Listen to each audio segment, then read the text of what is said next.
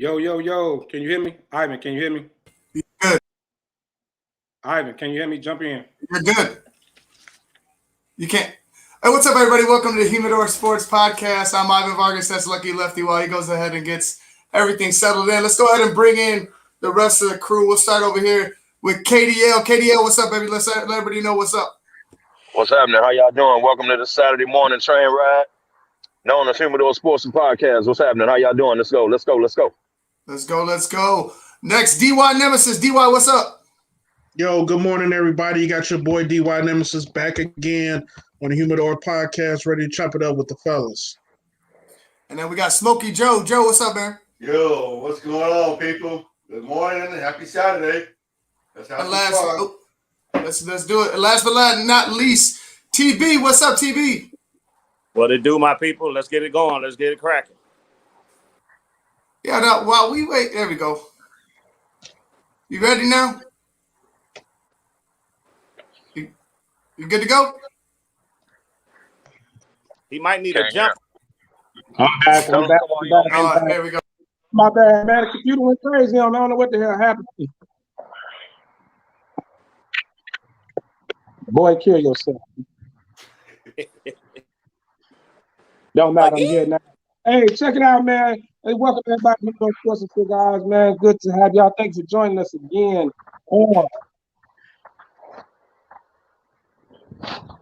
What's all that yelling? Yeah. I really can't understand that you're saying. But Lefty, you up? Huh? I don't know what's going on. You like in and out. I'm in and out. Hold on, let me jump back on the computer. Ivan, just do a little quick intro. I'll be back in 1 second. We already did the intro. We're gonna go ahead and just get into the topics. Let's start out with putting some smoke in the air for the 2021 White Sox season. We're gonna go ahead and start with KDL. KDL, what do you think about the 2020 White Sox?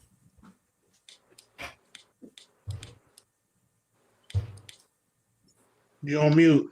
Yo, look here. Oh, go ahead, Kev. Yeah, there you go. All right. Y'all know I'm really not a baseball dude until the playoffs start.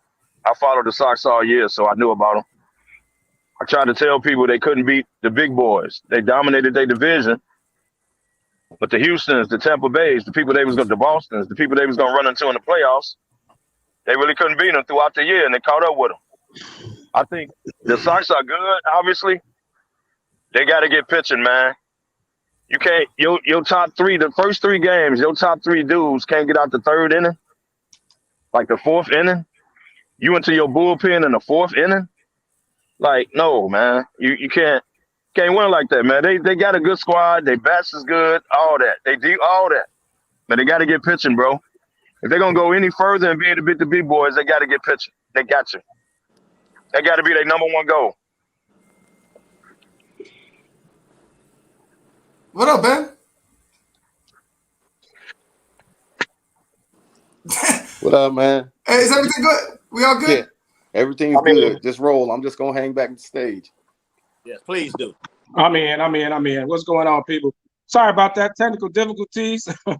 Could not get this thing working right today, but I am here. Today I am hosting. I'm hosting. It's your boy Lucky Lefty, aka Mr. 5 o'clock somewhere. And our man Ben is out on clouds and smoke business today, but he will be popping in with us here and there throughout the show to kind of chime in. And Ivan, thank you for jumping in and helping us out. He already introduced the panelists. We got Smokey Joe, KDL, DJ DY Nemesis, and TB back. Been a minute, TB. Good to have you back, brother. And Joe, welcome to the show. This is your first run on the show. Yeah. Welcome in. So Ivan already kicked it off, man. We're not going to spend too much time on it. Put some smoke in the air. We dedicated to the 2021 White Sox season. Y'all heard KDL talk about it just a little bit. I agree with him 100%. I've been saying I hated the matchup with the Astros. Even though as good as the White Sox was, I think it was a little, just the fact they beat up on a real bad division made everybody think they were a little better than they were, but they definitely needed pitching. And it showed up in the playoffs. And it was what it was, man. So, hey, That's it, man. But thanks for a great season, White Sox. No disrespect to the Cubs. You know, we had a little something to cheer for in the summer. At least had a little hope going on. I know TB, you're a Cubs fan, so go on take your shot. But no, I'm not gonna take. I've said it all along. It's not. It wasn't always the pitcher. In playoffs, it's timing of hitting, and the White Sox didn't show up. You know, when they needed to show up. Secondly, I told all my White Sox homies, they're gonna win one. I truly believe they are. This just wasn't the year. Right. You know, you just don't have a great team and then win. It don't work that way in baseball. It's not basketball. It's not football. Sometimes the best team don't always win. Yeah, you catch true. A team that's hot, and I don't care who you are, you can get beat. Well, hey, Boston's a prime example, man. Tampa Bay was top dog.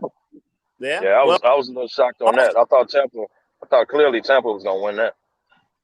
Now, Boston, first of all, they got that experience. Boston does. Plus, they got a lineup, man. They got a hell of a lineup. You know, not true. like the Dodgers, but they got a lineup. Right. Boston got hot too, though. Yeah. They got hot right at the right time, man. Well, they had to beat the Yanks to get in. They had to beat the Yanks to get in, man. So shout out to the White Sox. Shout out to y'all fans. But definitely. They ain't shit and y'all ain't shit. Go ahead. Damn. Well,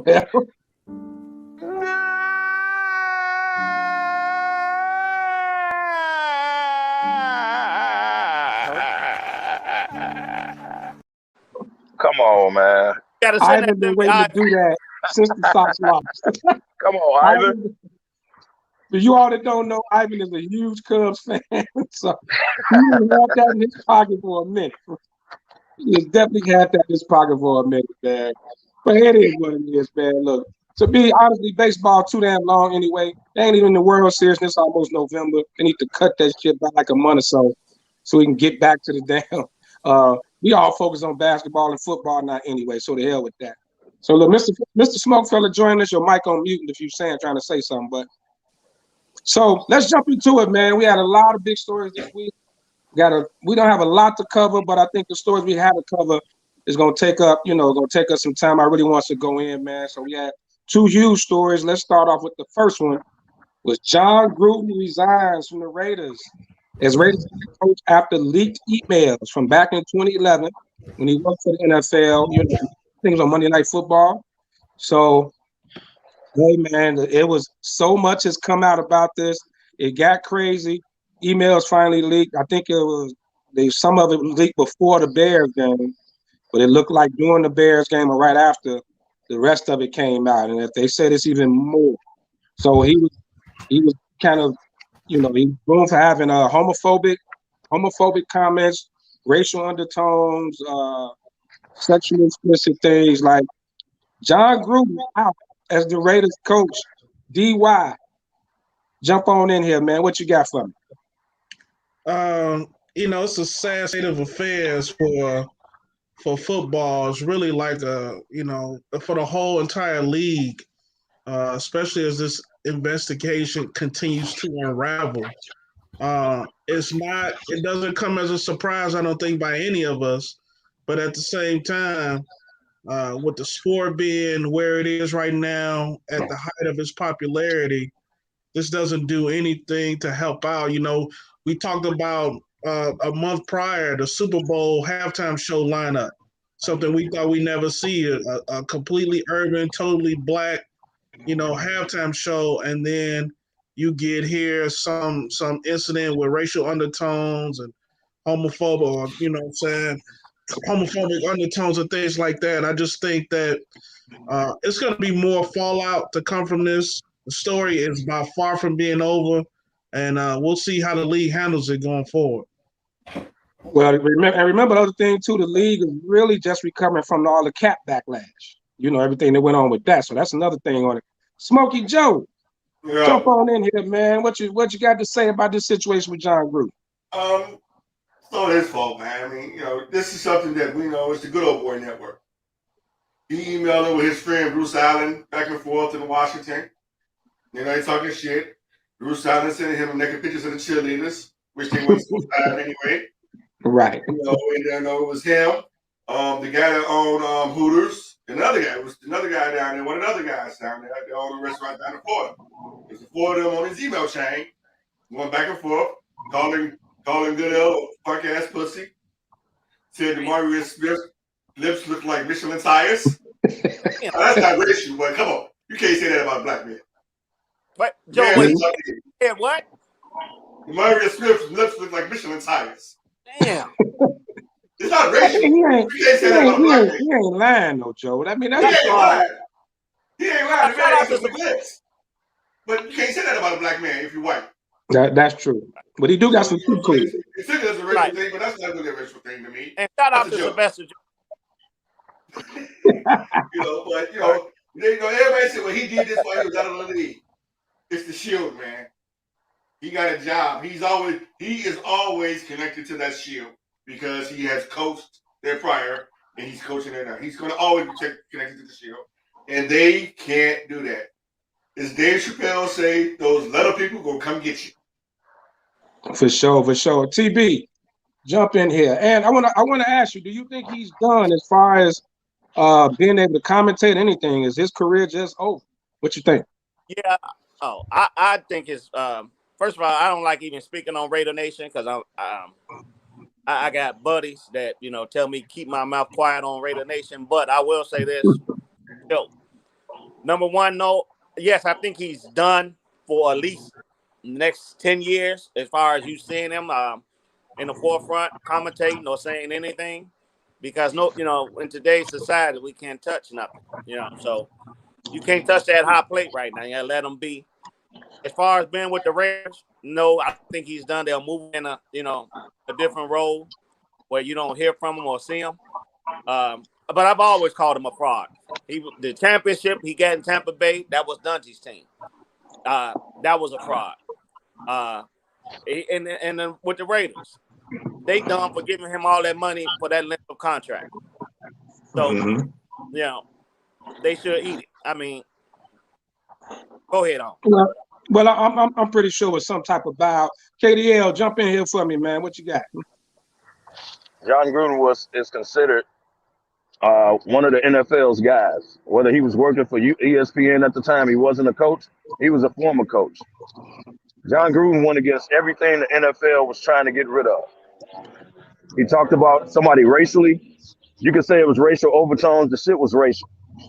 Then he talked about women being hired as refs, as umpire refs. They trying to bring women in. He talked about that. He talked about homosexuals. The man had a homosexual first gay player on his team.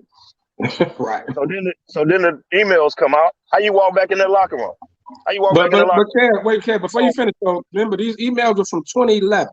They weren't recent. Some of them, and I had this conversation with Kenneth Davis yesterday. He pointed out he's correct. There was 10 years ago. There was a set from 10 years ago, but they were all the way up until 2018. So all these emails are throughout 10 years. It's not just like they're sitting in 2011 and then they've been sitting, untouched until now. He's been consistently putting out emails similar to that up until about 2018. I think that's where they stopped.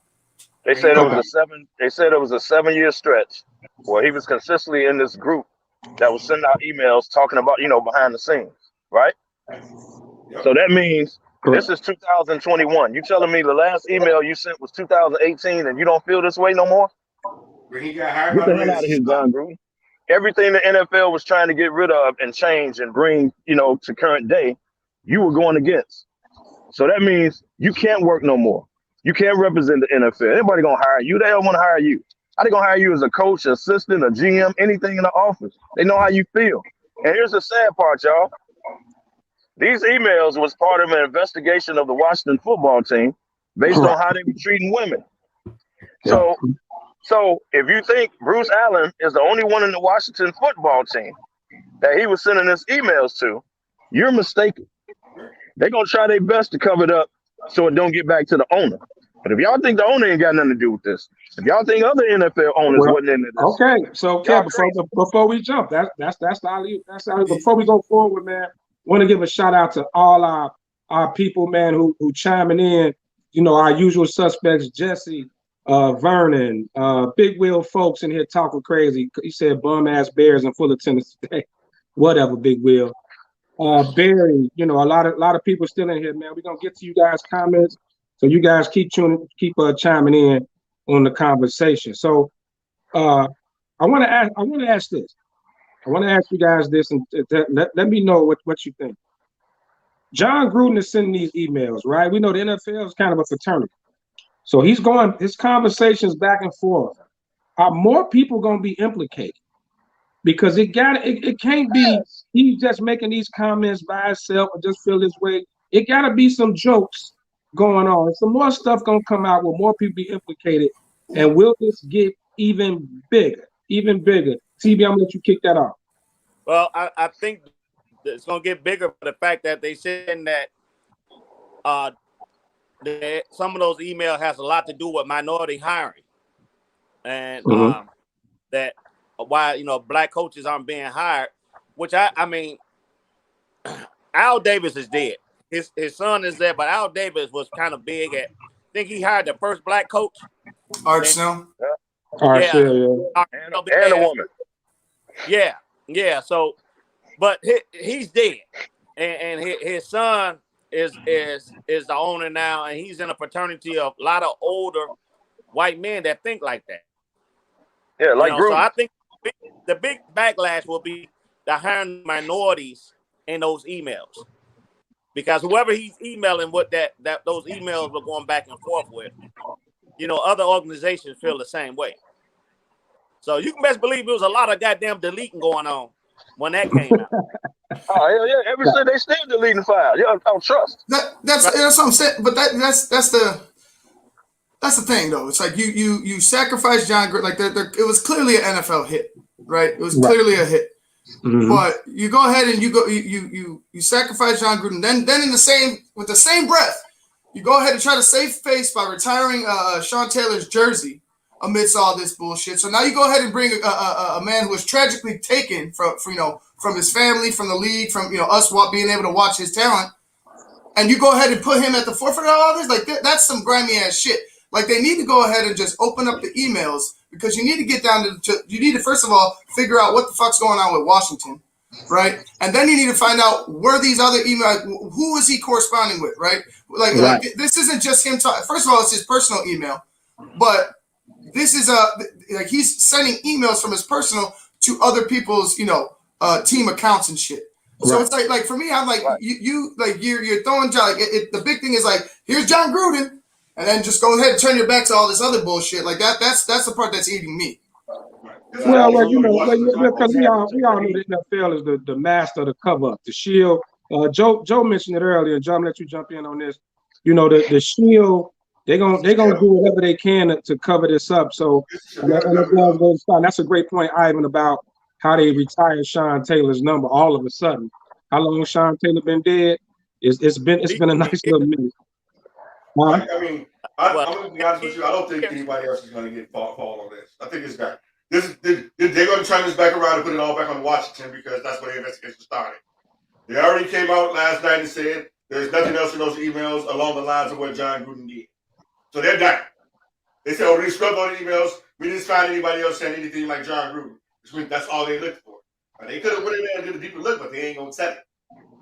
They're gonna reprimand who they need to reprimand behind the scenes. Hey Joe. They're gonna do it behind the scenes. They're not gonna publicize. This is the shield. This is a multi-billion-dollar industry. We don't put our business on Front Street. Those owners are smart. Them Jerry Jones, the Robert Kraft, even Daniel Snyder, they are smart. They didn't get there and get these teams by being dumb and doing stupid. They know, say, hey, come here, let me talk to you. Stop this shit, shut the fuck up, sit down for a while, and don't say nothing. Why do you think some owners disappear for years? You see an owner, and then you won't see them, because they didn't tell them, you go sit your monkey butt down, you're doing too much. Before we go, Joe, hold on. Before we go, Joe, Jesse makes a great comment. We know what's going on. The fact that it's still a need for the Rooney Rule in 2021 lets us know what's in email. Exactly, it's there. Kev had a question for you. Kev, go ahead. I was just asking Joe that I get what you're saying. It's a cover up going on right now. Yeah. A big cover up going on right now. But let me ask you this: the same people that found those emails about Smith, and then they dug deeper and found emails about everything else he said. You don't think the same people, if not more people, are gonna find the rest of those emails?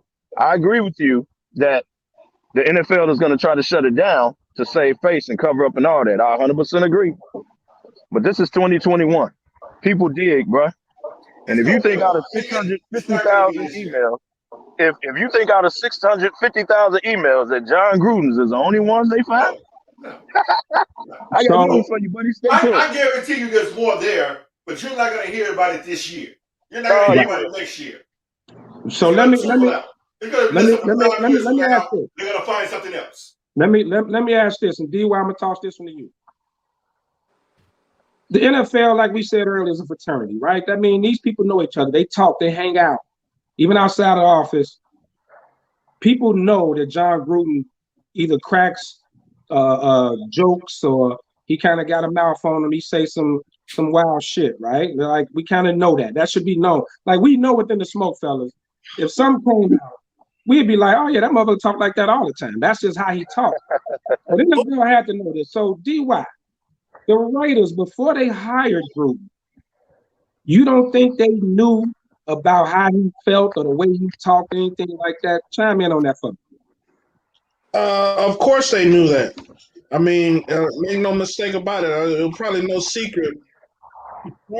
Since 2011, what type of guy John Gruden was. So even with that being said, it didn't take away from his coaching ability, his ability to be a broadcaster, stay in that broadcast booth until that time, start up quarterback camps and everything. So I don't think that really affected it. I don't think it affects it on a lot of different levels when it comes to hiring coaches in the NFL. Like you said, John Gruden's not the only coach around who talks like this. He's just the only one to get caught. Now, your question about will more chips fall? More chips may fall, but I don't think it's going to be anybody higher up because money makes the world go around. Those owners won't. If Robert Kraft couldn't take a fall for what he did, ain't no way in hell nobody else going to take no fall for this. Gruden just remember the Colts owner too. He got caught with coke and everything. The drugs. Well, Ursay had the feds on him. I mean, that's a little different. Hey, Robert Kraft was just having extracurricular activities, man. Exactly. It's still illegal, Kevin. Nah, but he wasn't being racial. He wasn't talking about downgrading women. He wasn't talking about homosexual. He wasn't doing that, man. Hey, let's keep that in perspective. Let's keep it in perspective about what this dude did, man. You could also say, I get what you're saying, Kevin, but you could also say that Robert Kraft is contributing to human trafficking going to these massage parlors, right? You could say that. You don't know who those women are. You don't know if they're willingly doing this shit or they're being forced to do this shit. Yeah. That's all I'm saying. Good point. Great point, Ivan. So look, before we go any further, man, we talked about the Raiders and Mark Davis. So I'm gonna throw the alley-oop. It's time for KDL's view. So give Kevo the screen and let him do his thing. It's on you, Kevo. Welcome. KDL's view. What's happening, everybody? What's going on this Saturday afternoon? Now, I want to touch back. And the reason I wanted to do this view today is because I heard Mark Davis, the same man who had John Gruden's emails, on his desk as of Friday afternoon. These are facts. The Raiders had a game on Sunday. The NFL is livid. They're looking at Mark Davis, do something. You're either going to suspend him, you're going to fire him, do something, because he's taking a hit on the shield. He's making the shield look bad. I'm not going to say the Bears didn't deserve to win the game, but the Raiders heads wasn't in that game. Players was looking at him like, dude, how we going to play for you? They was shook. Bro. They was dropping balls, all that. But that's not my focus. My focus is on the owner. They asked him, hey man, what's going on? Did you know this about Gruden? The man said, ask the NFL. They have all the answers. That was his reaction when they asked him about it, when the first time they had a chance to speak to him. I had a problem with that because you're the damn owner. You apologize. Hey, look, the Raiders organization, we don't tolerate that. We don't have that going on here. That's not what we do. We don't represent that nothing. But you didn't say that, Mark Davis, and you didn't want to fire the man. The NFL probably forced you to. You got to remember, John Gruden was hired by his daddy. So which made Mark Davis and Gruden like brothers. They about the same age. They've been like brothers. That's his guy. So instead of him saying, I apologize on behalf of the Raiders organization, we absolutely don't tolerate that.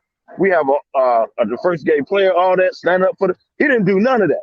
He said, ask the NFL. So that means, in my mind, and y'all can correct me if I'm wrong, that means you feel either the same way, and your daddy didn't, but you feel kind of the same way your boy did.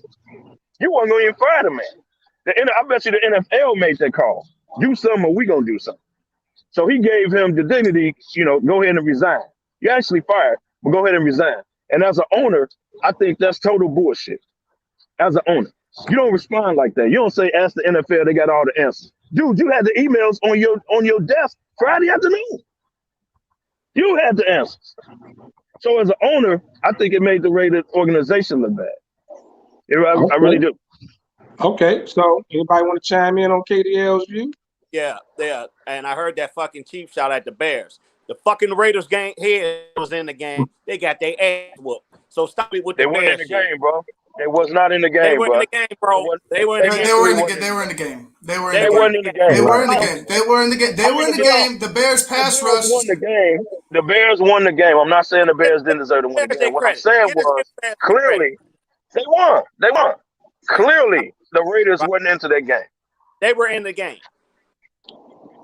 All righty, guys. So this topic, we changed the show around a little bit this week because we about to go in the box early.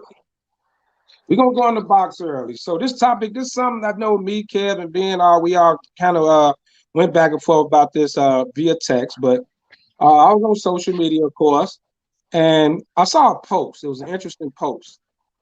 And it talked about the NFL, and as DY mentioned, this year's halftime show. So I'm calling this In the Box, the NFL contradiction. Is the NFL, who has come out against sexual, anything sexual towards women, homophobia, all type of, all these things, the NFL is, we behind you. We firing folks. We, kicking players off teams and all that, right? But we come into this year's halftime show, and 3 of the performers, only 3. So I know Kendrick Lamar, Mary J. Blige, but let's dive into Dr. Dre, known abuser. We saw it on TV. If you all remember back MTV, what he did to D Woods, whatever that, I forgot that lady's name. Woods and, what he did to D Woods, all implications from Michelle A. Things like this. Snoop Dogg, who's always been, real tough when it comes to females. And, as far as we don't love them hoes. And, Snoop's always kind of had his little way and his words. And then M, really the master of it all, man. Homophobic slurs, the whole 9 in his music. Is the NFL is it a contradictory message when you say we don't support, we don't want none of our, if you're involved with us, you can't, you can't make statements. You got to be careful what you say, your actions and all this, but then you turn around and you have these guys performing. So I want DY to jump on first. I'm gonna send it around to everybody. DY, you jump in first. Me and Kev went back and forth real hard on it. So go ahead, and I'm gonna get to the comments, guys. Keep the comments in. I'm gonna get to you guys' comments. Go ahead, DY. All right. I'll say this. If you have a teenage child, let's say you have a child that's getting ready to be 20 years old, and you go up and you ask them, do they know who Michelle A is? Or they know who D from whatever rap show that used to come on TV? Do you remember them? And they tell you, no, I don't have any recollection of them. It just goes to show how far out of sight and out of mind those incidents were from somebody like Dr. Dre. A lot of Dr. Dre stuff came in the late 80s, early 90s, and even post Death Row, you know, when a lot of this stuff will come out, it really didn't tarnish Dre from that standpoint, that perspective. Eminem, I think, you know, white crowds or the people who pay the bills for Super Bowl commercials and ads like that, they given him a pass since day one because of who he is. They know he's not really that much of a threat. So I don't think that they're going to look at his lyrics and say, hey, this is a bad fit for the Super Bowl. I just think enough time has passed since those things happened. I mean, Snoop was on trial for murder, you know, and all of those different things. I just think so much time has passed from those incidents to develop this into something else, or the NFL sending the wrong message. Okay, before we go, I'm going to read a couple of comments. Tony Matoya jumped in and said, why are you talking about something that happened 30 years ago? Well, because it happened. There's no statute of limitations on talking about it. Jesse chimed in, that's why they chose Dr. Dre and Snoop, so they can say black men do it too. Oh, that's an interesting take. Tony chimed in, entertainment and football is not the same. Well, that's true, but when you have them perform on your platform, it kind of meshes it. So you can't really say that. And Jesse and Barry are kind of going back and forth on the comment. That's irrelevant. So let's just take it around the circle. TB, jump in, chime in on this for me. Well, DY said it in a nutshell. You know, that happened a long time ago. Eminem gets a pass. Snoop gets a pass. Hell, Snoop promotes marijuana. All right, before it was legal.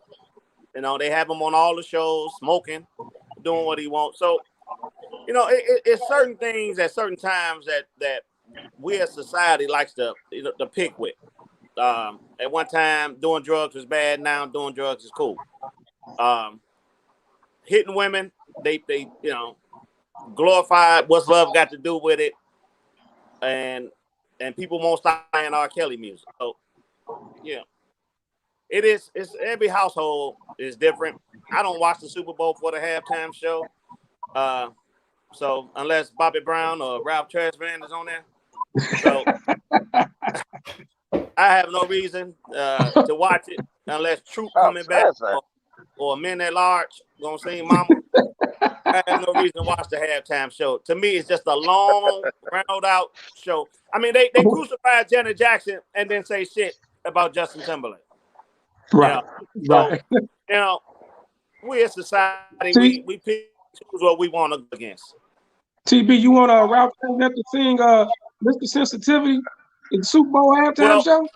Right. But no, he got a new hit called All Me or All Mine. That's better than Sensitivity. Okay. Shout out to you, RT, and the rest of the NE. Still won't end. Smoking Joe, jump in on this. Well, this is a damn if you do, you damn if you don't situation for the NFL. They added Jay-Z to the entertainment board, so we know what that meant. They was coming. But you gotta look at the last few halftime shows. Room 5 is okay. But that's how people been getting up walking away from it. So it's like we gotta get something to keep people there. You know, so it's like DY said, these incidents with these people are years in the past. The younger crowd don't know them. Us older cats do. Snoop got that show with Martha Stewart, and Martha loved Snoop. But he didn't cross over. Snoop is on the other side now, people. He done moved over. Snoop is almost untouchable. Everybody loves Snoop. Martha Stewart, Snoop is almost untouchable. Martha a criminal too, though. Right. Martha's definitely a criminal. Right. So, you know, she got street cred. She that white collar criminal, and now Snoop got that white collar criminal behind him. So, you know, he's on the other side now. You know, and Dre got his issues that we got Dre. Kendrick Lamar is the half mixed bag in here because he goes both ways. He gets that positive spin, a positive black spin on his music, but it's throwing shame on white people at the same time. Can I ask you? That's what we want to watch. Where's the Super Bowl at this year? LA. Okay, so that's the theme they're going for. Right. They're going West Coast. You know, I was going to lead off by saying that, TB. I was going to lead off by saying the reason why these particular people were chosen. Okay. Okay, so go ahead. No, go. Well, so before we Go jump, ahead. we got a lot of comments. The guys are going back and forth on here. Some great comments on here. But we got this last one. It's just entertainment. Y'all going too deep into this. It's music. We are old enough to know what's right from wrong. Well, I think the point is, we're not going too deep into it. So let's just say, prime example. If we just watch sexual harassment videos at work, right? You know, every year you got to do the sexual harassment videos, and we have all these rules about what you can and can't say to women and things like that. You have to be careful what you say and this, that, and other. But then we have the Christmas party playing Akinelli, Put It in Your Mouth, and Luke performing, and you know what I'm saying? We got strippers and all this. Isn't the message that our company, because this is a company, which is a brand, they're saying we don't support this, but we're having this on our platform. And it's not different. This is on their platform, regardless. If you don't support it on your platform. We legally got to do those sexual harassment. Right. We legally. It doesn't become policy. Legally wise, you got to do those sexual harassment training seminars. Exactly. The company can care less. The company may care less. But legally, you got to do this. I get it. But it's also to protect the companies too. Right. Because when it comes to a sexual harassment suit, the company gets sued. Right. Not the state, not the federal. So Kev, come on, jump in. Shout out to whoever said this is music and we're going too far with it. Don't know who said it. Shout out to you. Tony Matoya. Oh, what up, Tom? Hey, look, stop comparing this, man.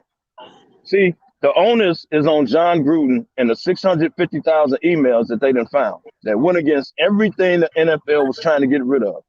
Discrimination against women, discrimination against gays, racial, everything, right? That's what the emails was about. Stop with let the onus be where it is. Stop with well, how do you hire Drake? How do you hire Snoop? They did it. They said this back in the Stop. Music is music.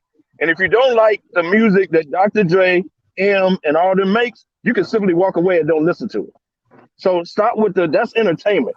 Hey, but that's not part of their personal opinion, though, Kev? Like, part of that isn't part of their personal opinion? Hold up. Yeah, you totally off base. Go ahead. No, I'm not.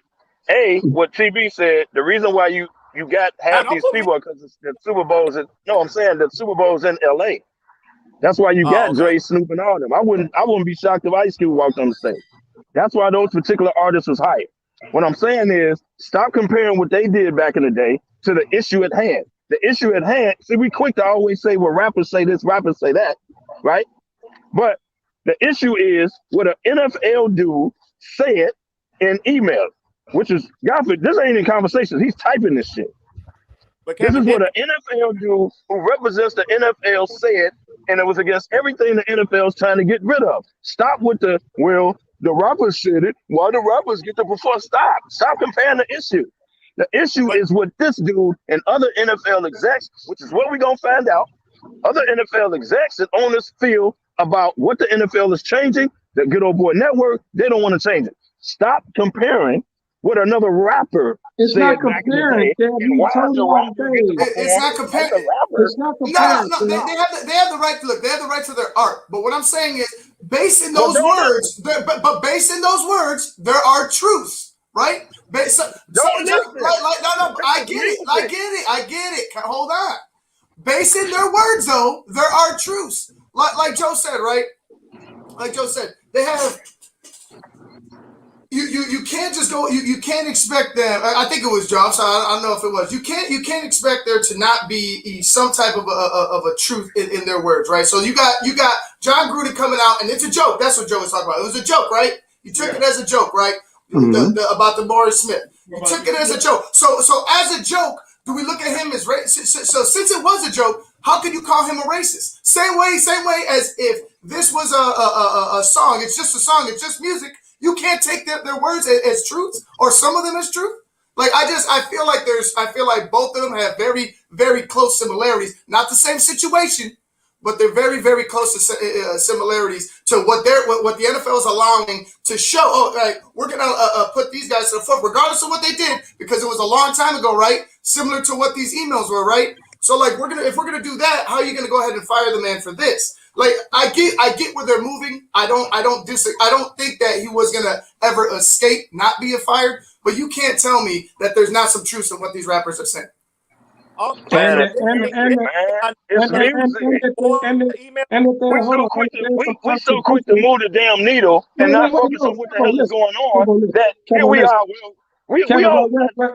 Kev, what I'm saying, where you off, it's not about Dr. Dre and Eminem comparing to Gruden. It's not a comparison. What we're saying is the message the NFL is putting out here is that we don't support any of that. We don't support homophobia. We don't support anything against women, sexual explicit things towards women. We don't support abuse. We don't support this.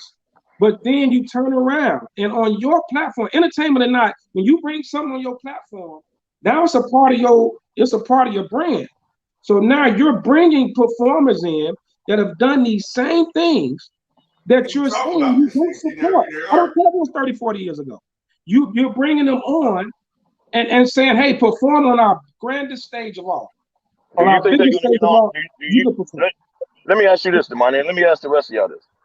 Do you think Dr. Dre, M, and Snoop, because that's the main three we're focusing on, right? Do you think they're going to get on the Super Bowl stage and degrade women?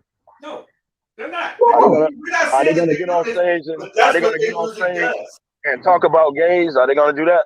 No, they're going to pick different songs. See, if they got on stage, if they got on stage and did that, now you got a point, right? Because now you could say, well, wait a minute. That's what was in Gruden's email. Who will do that? If they get up there and entertain, which is why they're there, right? See, we got to stop moving the needle and making a comparison of everything and focus on what the hell is at hand. We can't be quick in society to say, well, he did it, and it's always rap music. Well, the rappers did it. How come they're going to let him slide? How come? Stop. That's the problem. And Gruden in the NFL, which is the Washington football team, the whole thing would have started, is not going to take the proper blame. They're going to sweep it under the rug. And I bet you, as we get closer, they're going to feel like y'all feel. They're going to switch it and make it a controversy of the people that's performing because of what they said in their music. I don't think they're trying to let it slide, though, Kevin. I think they're just trying to say, hey, here's this hypocrisy, right? Here's John Gruden. John Gruden's wrong, right? Well, you're going ahead in the same breath promoting people who have done and said about the same level type of shit that John Gruden said. Gruden for this, but then you hire Dre, right? But then you hire Dre, Snoop, and these guys, and they get the exact same thing that John Gruden's doing. One of them is entertainment. One of them is doing it. It's what they did. You can't fire John Gruden and then hire somebody who has a history of the same thing that Gruden did. It's what they're doing. And that's what we're saying. That's the hypocrisy. We're not saying they can't do it. And we're not saying that they're not going to do different songs. But they fired one man for his misogynist, and they hired a group of people who are misogynists in their music. Well, I stand on my own island. Whoever they want to. What's this kid that just got picked up again who been caught with drugs in his system 4 or 5 times? Josh Gordon. What's the guy that played for the Cowboys? Then the Bears gave him another shot. I think he beat up a woman or something himself. He played with San Fran. Right. Joe Mixon. I hate to bring him up, but when he hit that girl, he still got dragged. So they said that it was a woman's fault. She apologized. Like they're cool now. Like they made up for that incident with Joe Mixon. I get your point though, too. But the other question I have is, didn't they announce the lineup of halftime performers before the emails came out? Yeah. So I don't see how that go hand in hand, Kevin, when you saying what the about the emails. That don't have nothing to do with it. It's covering up emails, right? Yeah. What and I'm the saying NFL is, has this message out there. This NFL has had this message out there about what they don't support these things for years. Is it Randy Gregory who keeps beating up women and keep getting caught to the defensive end? He's abusive. I think that's all it is. I think even though it's somewhat apples and oranges, but it's a fruit basket at the same time, right? Because you can't say Michael Vick shit was what, 10 years old? Yeah, he's back.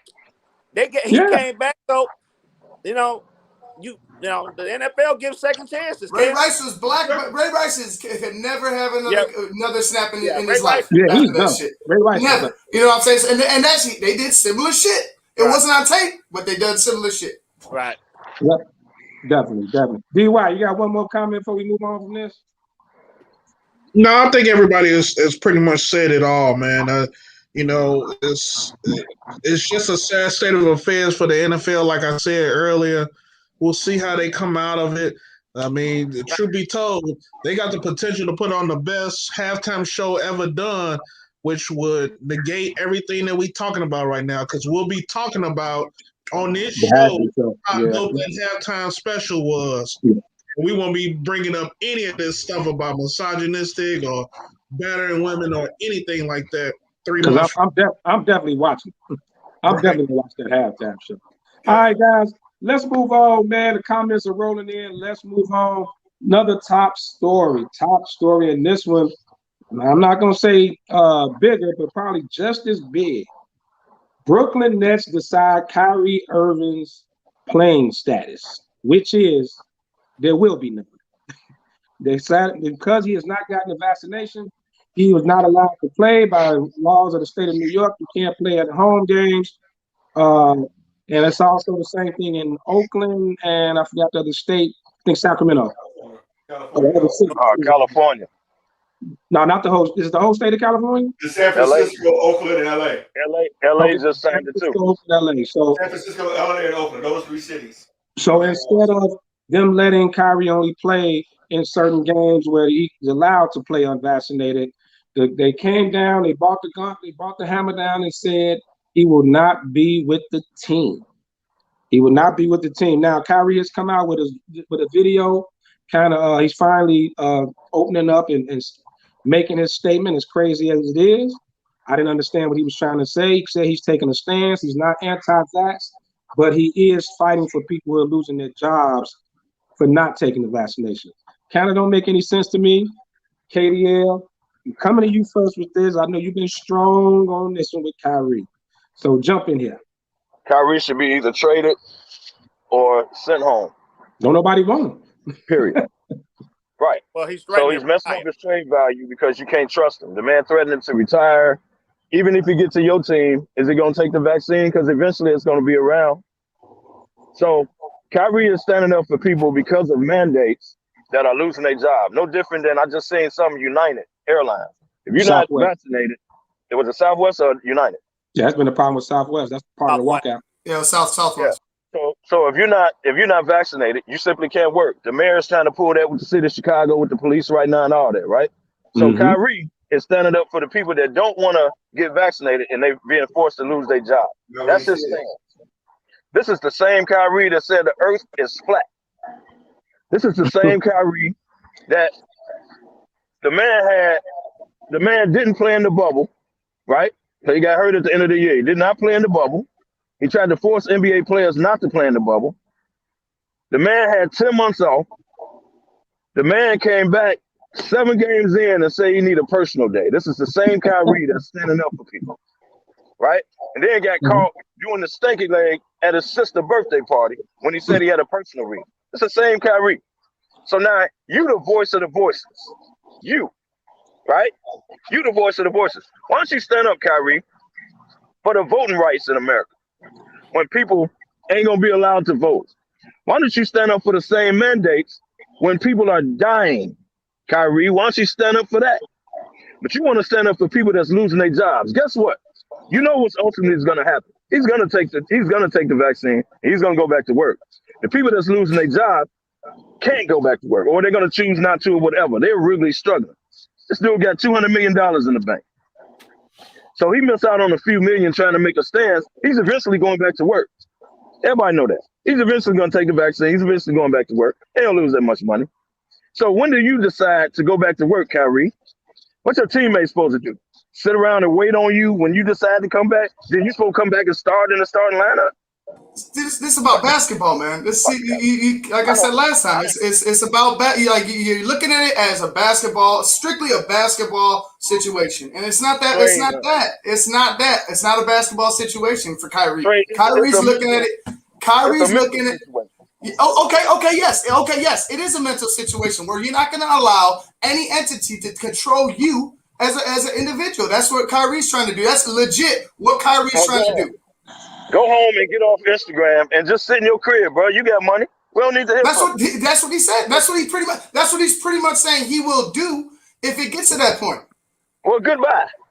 Because watch this. Without this basketball platform, Kyrie, nobody give a damn about you. So goodbye. If that's what you want to do, goodbye. Clean out your life. If he wasn't a basketball player, nobody would know about him, Kev. Come on now. Look. He has a platform. He's choosing to do with his platform what he wants to do with it. All right. He don't give a shit about no basketball. Like at this point, he don't give a shit about basketball. This is about Kyrie being controlled. Like that's what I see there. Good. So get out of my locker room. If I'm KD and Harden, get out. Yeah. Because here's the thing. He has his individual battles and his individual feelings, but he's part of a team. Like let's take it like this isn't an individual sport. This isn't golf or tennis or something where he can kind of make this stand and it doesn't affect others. But in a team sport, what he's doing is affecting his team. This is a team that's favored to win the championship. They're the favorites, even over the Lakers. You got guys like KD. You feel like he got something to prove.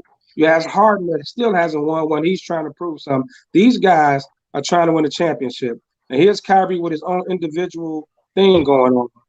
You know, coming in and now making this big to-do. They can't talk about basketball because all the news reporters in their face. TB, I need you to jump in on this fuck. Well, I totally agree with Kyrie Irving and his stance. Like Kevin said, he got plenty in the bank. He could not even play all year, and he'll still be okay. I disagree to the fact that when you go to the hospital, you don't know what they're shooting in that IV. I disagree when you go to the restaurants. You don't know what they're doing with that food that you eat. But you're taking a chance that everybody is doing the right thing. And like you said, this is a team game. A team game. You signed up to play, buddy. You gotta take it. These are the rules. All right. These are the rules. When Magic Johnson retired, you know what he said he missed most? It wasn't the money. It was the fame. But everybody knew who he was. And like you said, Kyrie don't have that. If he don't have the basketball, who gives a damn about him? This guy's been in trouble every team he's been on. Every team. From Cleveland to Boston to whoever, he's been a problem. Now you handcuffing the Nets by saying, if you trade me, I'll retire. Yeah. So you basically handcuffing them. Because there's teams that will take him. All right. But if you're going to retire, we give away our assets. You know. But he did say on IG Live that he was not retiring. Right. He said he's not retired. Right. That's what he said. That's what he said. A lot of things that he go right back and contradict all over the place. Mm-hmm. You can't listen to him. You know what I'm saying? Cannot. Take the shot and be done with it. Do your research and then take the shot. That's all. What research you need to do? What research you need to do by now? Every extra time. Well, I mean, sometimes you don't listen to what they saying. You got to research yourself. I mean, they didn't even approve the vaccine until about 7 months after the fact. You know what I'm saying? Right, like the FDA just approved them like last month. So maybe he was waiting for I was waiting for him to get approved. I got my shots, but I wasn't going to go ahead and just jump out of the gun and go ahead and get it. I did some research. So there is some research to be said, though. I 100% agree with that, Ivan, because I wasn't on board at first either. So I 100% agree with you. 100% agree with you. But Kyrie, you've had ample time to do research. You've had ample time to do that. You're doing the stance because you're being Kyrie. You're not doing the stance based on I'm still researching. No, you had enough time to research, bro. You know you know what it's about. Everybody might not know exactly what's in the shot and all that. I totally get it. I still don't trust it either, to be honest with you. What?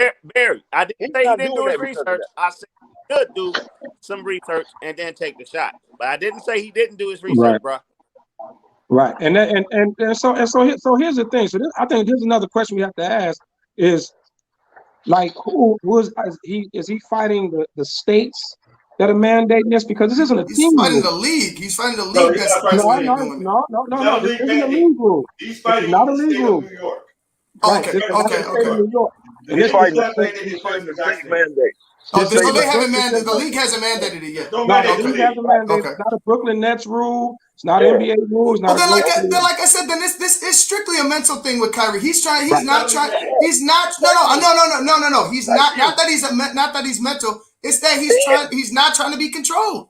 He's in his mind.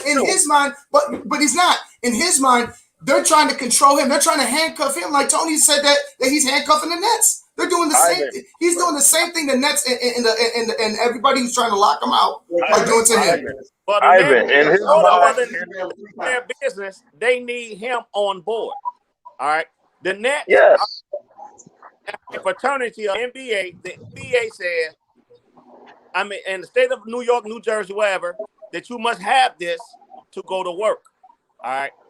So if you don't want to do that, then go to the Nets, trade me somewhere where they don't have this. All right. Right. And simple as that. But he's trying to take a stand where, you know what? He can't win. You can't win. He'll never win. I watched it three times. Kyrie says, I'm not pro-vax. I'm not anti-vax. He said, I did my research. I just don't want to get the shot right now. He said, it's just my opinion. I'm not behind anybody. This is my conviction that I can stand on. He said, you choose your conviction. If you can do it, you can do it. Everybody can't do what Kyrie do. Kyrie got $200+ million sitting in a bank. He can afford to not go to work and not get that shot. Right. Some of these people can't just try to say they don't want to get the shot. Get the damn shot if you can't afford to not be off work. Kyrie can choose to serve his conviction. He's an idiot. One thing I do know. He need to just come out and say that. One thing I do know is that when you look at your bank account every day, you see a certain amount of money, and that money not growing like it's. He will change his mind. Take your ass back to work. Because them bills don't stop. Them bills don't stop. He's comfortable. And your spending habits I don't need anything else right now. I can afford to lose some money. So that's his conviction. But his conviction changed. He said, wait a minute. I'm losing a little too much money now. I got to go to work. Right. So, I'm not going to let nobody force me to do this to my body. But he realized, hey, I need money. Is this conviction worth my livelihood? But Kyrie, you the same person that's saying you're not gonna force them to do this to your body.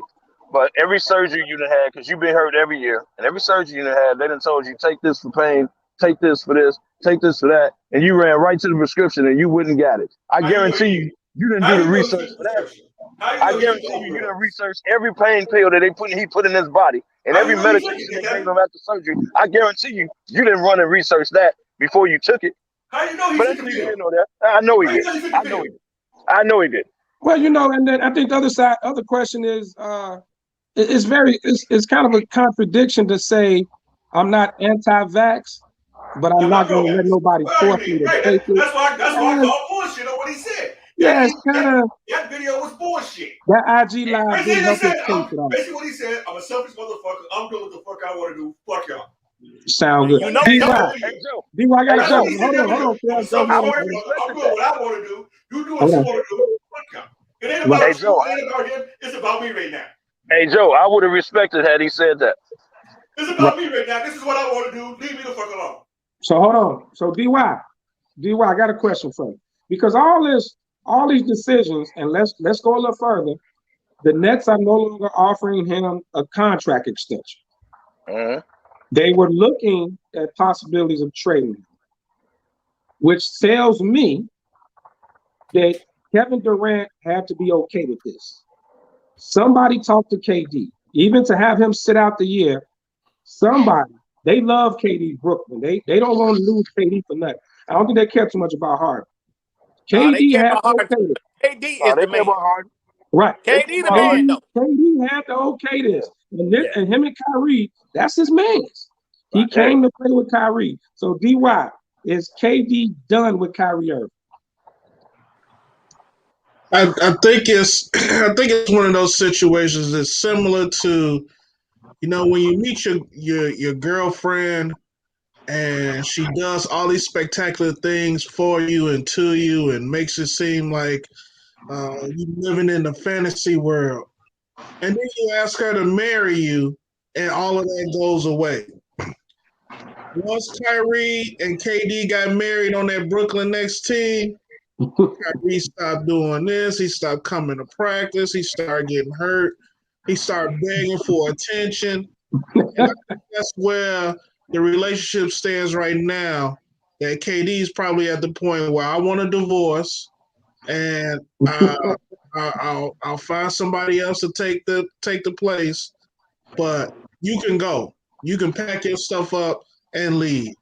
Of course, they had to get KD's blessings to make this move, or at least show how serious KD is about this team, and of course, getting back to the finals. Kyrie's always been an attention whore. I think this is another one of those reaching out for more attention. Here it is with starting the season. We're getting ready to start the season, and all of the attention is on him right now. We ain't talking about the Nets and how do they get past Milwaukee, Bucks repeating. We barely even talking about the Late Show. So at the end of the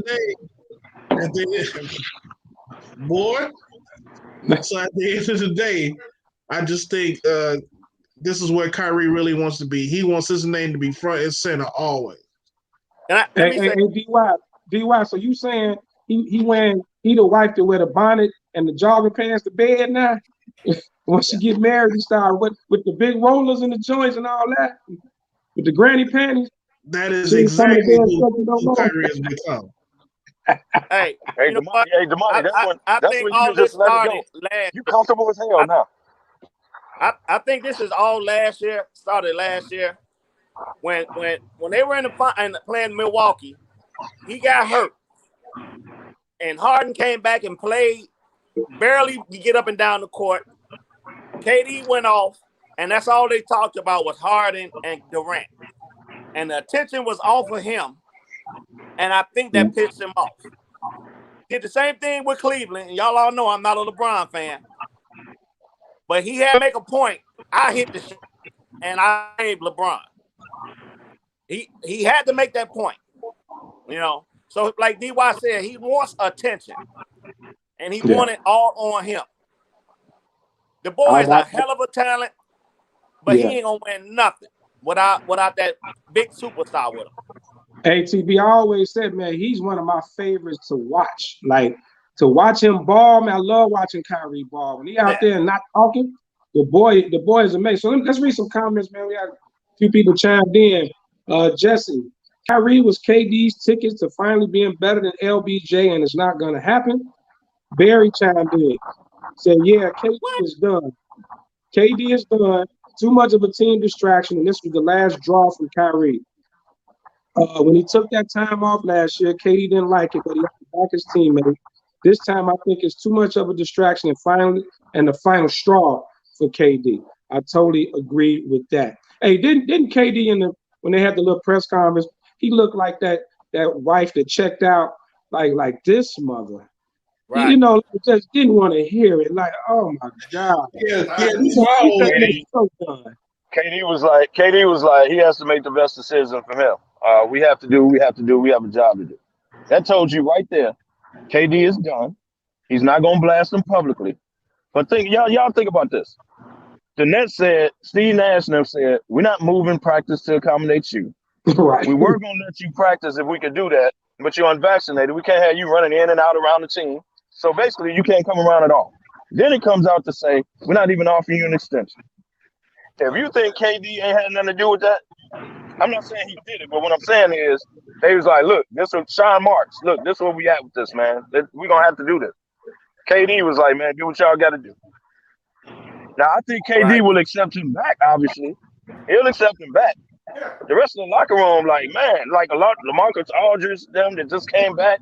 Like, dude, What's dude from Denver? Big man. He Millsap. old too. Millsap.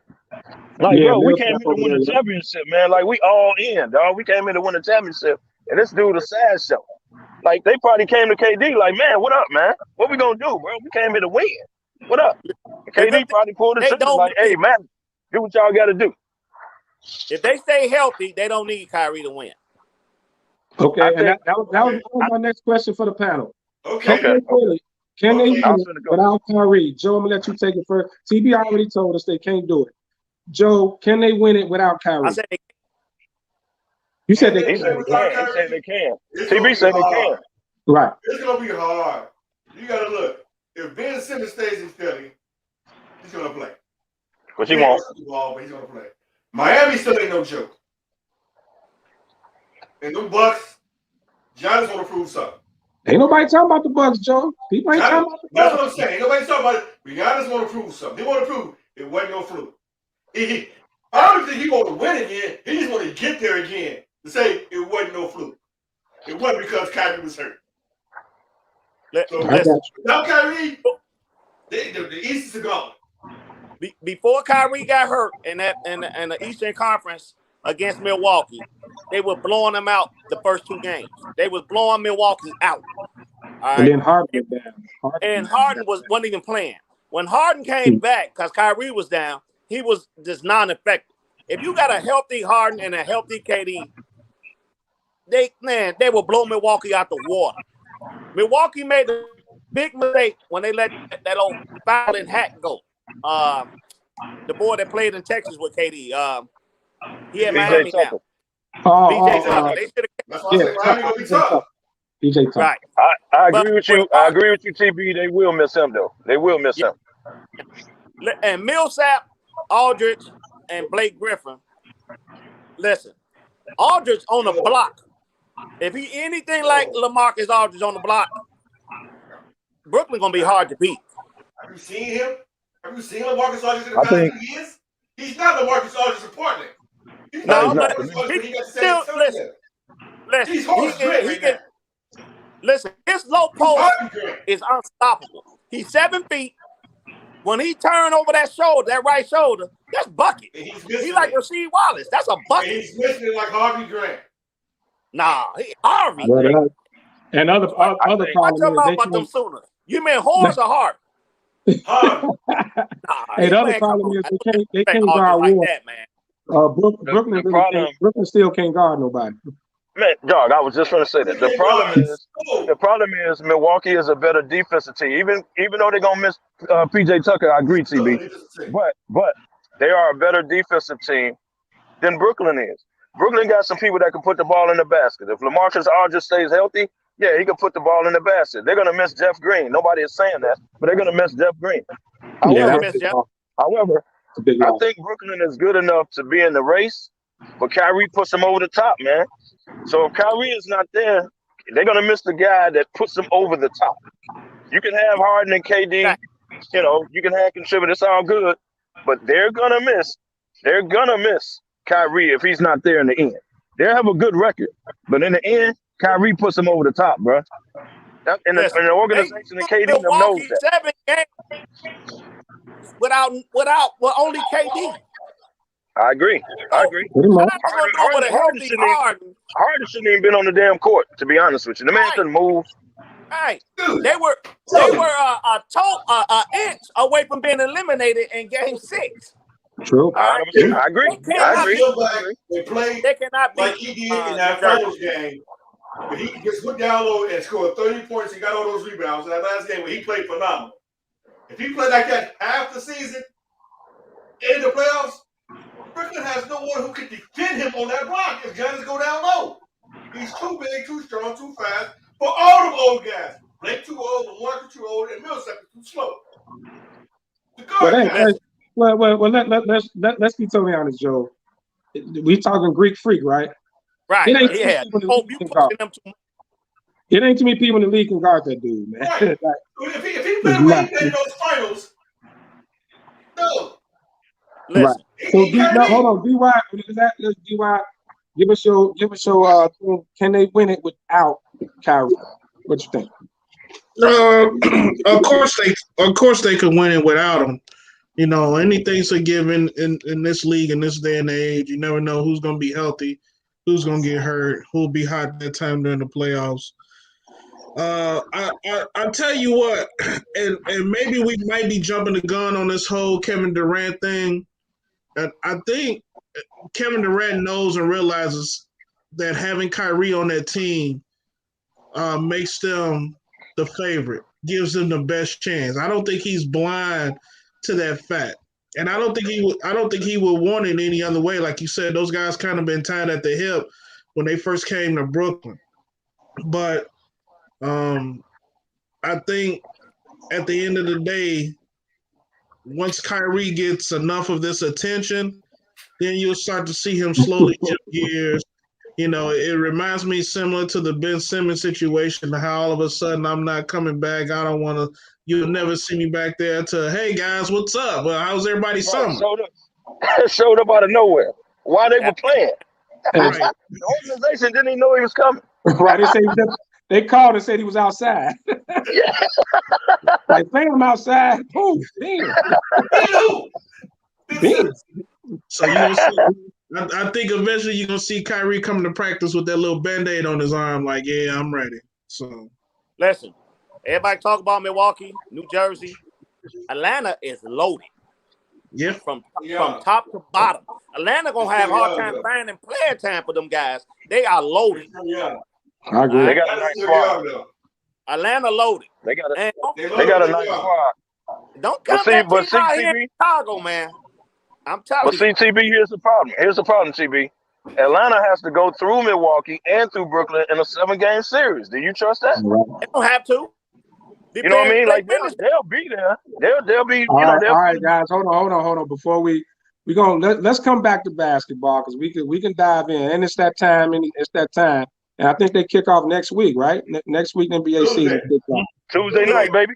Tuesday night, NBA season kicks off. We know we're gonna have a lot to talk about. Milwaukee, don't they? Yeah, at Milwaukee. Yeah. Ring night. So what we have to do, we got to get back into football because it is the midst of football season. That's why I left a lot of time for these stories. I knew it was a huge story, and we all had a lot to say about it. The comments are coming in hot and heavy. But first, let's get to one of our segments, the Are You High segment, sponsored by Clouds and Smoke Cigars. We're going to get into that real quick. We're not going to take a lot of time on it, and I definitely want TB to chime in on this. Are you high? NCAA football, Alabama, Roll Tide, Crimson Tide only drops 4 spots in the AP poll after losing to an unranked Texas A&M team. TB, you a big college football guy, big Oklahoma guy. I'm going to let you go in. Do your thing. And will say I call straight bullshit. Now, Kevin and I have had this debate just the other day. It is bullshit that they only dropped 4 spots when they lost to an unranked 2-loss team in their conference. That is ridiculous. When Oregon lost, they dropped. When Ohio State lost, they dropped. When Notre Dame lost, they dropped. Oklahoma never lost, and they kept dropping them. How does that work? Oklahoma started out number 2, hasn't lost a game, and they number 5 now. How does that work? They number 4 now. Alabama lose 1 to an unranked team who got 2 losses in A&M, and they drop 4 spots. How does that work? Still in the playoff. Still, if the playoffs started today, still in the playoffs. Teacher, I can answer. Oh, Kev then Joe. Because they're Alabama. What that means? I don't mean it's right. This is a business. It's not right, though, Kev. Watch this. Y'all listen to this. They are the number 1 team in the nation. They were number 2, number 3, number 4 who lost to an unranked. It's like Ohio State. They would lose. They would drop. Like you say, Oklahoma ain't lost all year, but they won't raise them. They'll drop. I 100% agree. Let me ask y'all a question. If Notre Dame was number 1 in the nation and they lost same way, they ain't got a conference, but let's say they lost to an unranked team, right? Number 1 in the nation. Where do you think Notre Dame would drop? At least 5-6 slots. Yes. At least 5 or 6. No, they wouldn't. Because they didn't lose. Before they lost, they dropped them. Yeah, before they lost, they dropped. Before they lost, they dropped them. Yeah. No. As the number one team, as the number going in as the number one team, and you lose, they're not gonna drop Bama at the top. It's Alabama. They lose possibly one game a year. This But is Kev, is Alabama bigger than Notre Dame football? No, it's not. Alabama's not bigger than Notre Dame football. Kev, just like TB said, it's not the fact. It's not the fact they were unranked. Hold on, Kev. Not they're just unranked. They are a 2-loss unranked team. Right. 2 in losses. that conference. Right. This wasn't an undefeated unranked team. This was a 2-loss team that went in and beat them. So I hear you with the business side. I get it, but it's just it's so obvious. They did lose to Georgia. It's bullshit. It's such bullshit. Joe, before we move on. Joe, come on. All right, this is what I'm saying. I'm gonna say this: Ohio State, Penn State, Michigan, Oregon, Michigan State, Kentucky, Oklahoma State. Those are the next teams behind Alabama. Ain't none of them better than Alabama. Period. So that's not the point, Joe. Thank you, Joe. Joe, that's not the point. Right. The panel don't go on who's a better team. They don't go on that's that. How they rank it. They look no, at they that. don't. Are these teams, can these teams still beat them? No. None of them teams can beat Alabama. So they're not going to drop below them. So I disagree with you on that. What's the teams in America that you think Alabama should be over Alabama? Everybody without a loss. Can you name more than 5? Because they dropped to number 5. They dropped to number 5. Wait a minute. Ohio State got one loss. Notre Dame got one loss. So it's going by how they ranked above them? Because they're the better conference. They're the better team. What are you talking about? They're the better team. You can't name more than 5 teams that's better than Alabama. So everybody in the SEC that lose, they shouldn't drop because they're in a better conference. Yes, they're not gonna drop that far. It's business. Yes. Tony. That's just how it goes. That don't make it right, guys. That don't make it right. I agree it's messed up. I agree it's messed up. Y'all might not agree with it, but that's how it goes. Y'all you know how college football go in their rankings. Come on, y'all, you know that. You know about last year. They said Florida only lost to Alabama. They shouldn't drop because they're in the SEC, and then went and played Oklahoma in the fucking bowl game and got drugged. All right, because they was having that same argument. How many teams is really better than Florida? And Oklahoma drugged their ass in the bowl game. Destroyed them. Same that about 3 years ago, same thing in Alabama. Drugged their ass.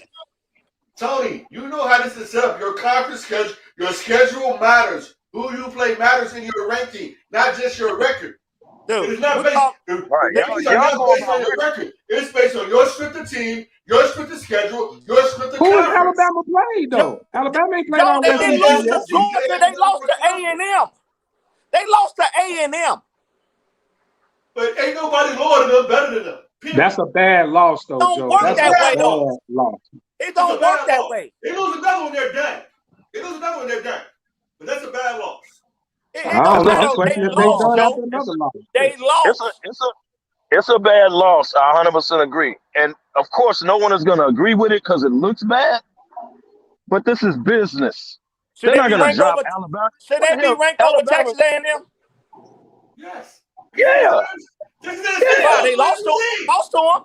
They lost to them. I ain't going to go that. But they lost to them. But they lost to them. How do you rank a team over another team and you lost to them? I don't understand. Well, Texas A&M. So watch this. Texas A&M wasn't ranked. Texas A&M wasn't ranked, so they lost to them. You think Alabama should drop out the whole damn ratings? They should drop out the whole rankings because they'll be below Texas A&M. You just made my point, Kevin. They wasn't ranked.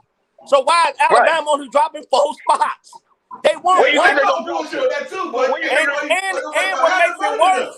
Your argument was, Kevin, you saying they were the number 1 team. You were right, and you lost to an unranked 2-loss team. Yes. So where you think they was gonna drop you? Number 15?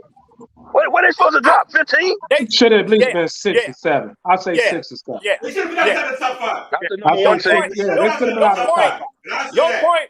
Your point makes no sense, Kevin. They were number 1, lost to an unranked team, but then you saying they shouldn't drop lunch. That don't make no sense. They're not gonna drop the number 1 team as with so far. They're the number 1 team. Is Texas A&M even ranked after team? You're absolutely right. They would have dropped them way lower. But they were the number 1 team, bro. They're not gonna drop the number 1 team so far, dog. They're not. Yeah, because you are number 1 and you lost to an unranked team. Bad loss. I 100% agree. You didn't lose to number 2 and 3. You lost to a nobody. It's definitely a bad loss. They were actually ranked. They were actually ranked at the beginning of the year, so they're not a nobody. Before we move on, jump in here real quick. Before we move on, how you feel about this drop 4 slots? I don't feel bad about it. It's a lot of things that go into those rankings. No matter who Alabama loses to, you'll never see them fall further than 3 or 4 slots. That's just the nature of the game. The ranking system, diversity in college football ain't what it used to be when we was used to watching it, 10, 15, 20 years ago. It just ain't like that anymore. Alabama is the king of the mountain and forever will be until somebody knocks them off. So them falling 4 spots, I'm okay with it. You got to look at the rest of their schedule going on throughout the rest of the year. They're going to play all of the top-ranked teams. Texas A&M jumped into the top 25 off of that win. I don't know how many spots it cost them, but now they're ranked 21st. As a 2-loss team. They move up a few spots, beat number 1, and lose, and they only drop 4 spots.